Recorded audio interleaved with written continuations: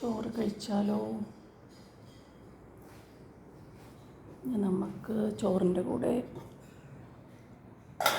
പയർ തോരനുണ്ട്.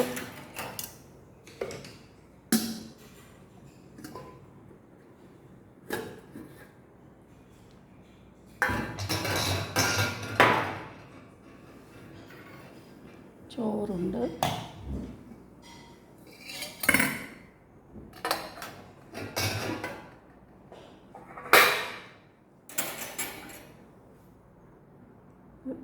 വെണ്ടയ്ക്ക കിച്ചടി, തേങ്ങയും കടുകും പച്ചമുളക് അരച്ച് വെണ്ടയ്ക്ക അരച്ച്, ഈസ് മെഴുക്ക് വരട്ടിയ,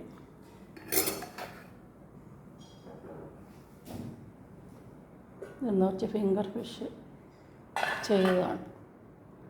ഇത് നമ്മൾ 1 കിലോ നെന്മീൻ മേടിച്ച് കട്ട് ചെയ്യാതെ മേടിച്ചിട്ട് ഫ്രീസറിൽ വെച്ചിട്ട് പിറ്റേ ദിവസം നമ്മളിത് ചെയ്യണതിന് 1/2 മണിക്കൂർ മുമ്പ് എടുത്ത് പുറത്ത് വെച്ചിട്ട് ഒരു വലിയ പീസ് ആദ്യം 4 കട്ട് ചെയ്യണം നീളത്തിൽ. പിന്നെ 4 പീസ് നീളത്തിൽ തന്നെ നമുക്ക് 8 പീസാക്കി എടുക്കാം. അത് കുറച്ച് ഇഞ്ചി, കടുക്, പച്ചമുളക്, ഉപ്പ്, നമ്മൾ വിനീഗറിൽ അരച്ചെടുക്കണം, ഒട്ടും വെള്ളം ചേർക്കാതെ.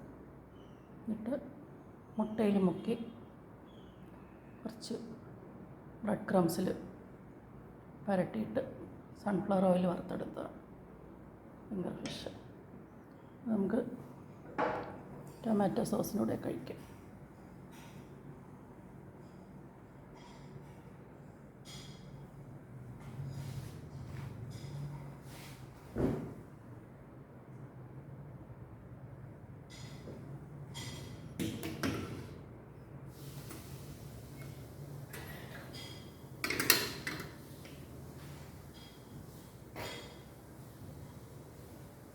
കഴിക്കാം.